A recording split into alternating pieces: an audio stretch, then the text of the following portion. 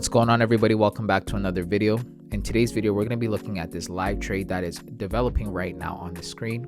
You can see here that the blue line is for my entry, the green line is for my stop loss, and the gold line is for my take profit.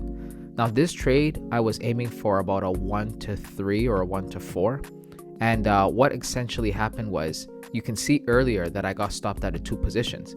I did my analysis, and I was very convinced that price was going to go in this direction, which it did. But the challenge was that I entered the market around 8:30, and if you know anything about indices, around 8:30, volume can kick in out of nowhere. There's no news that needs to be there. It's kind of like 9:30 for New York Open.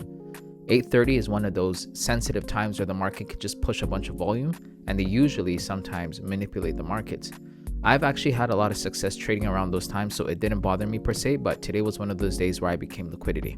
Nonetheless, it didn't deter me from entering another trade. I entered a second trade. You can see here I marked up my area of liquidity, which I was convinced price was going to sweep, and it did. I was even supposed to mark up other areas for gaps and inversion gaps. I just didn't want the chart to be too messy. So you can see here, price is going in my direction. It's bouncing or retesting that liquidity pool that I marked up, and we're starting to move towards the downside.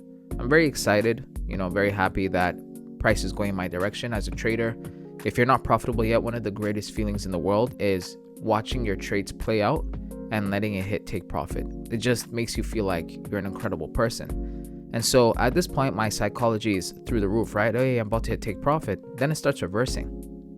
When I start seeing this, I'm like, oh God, please not again.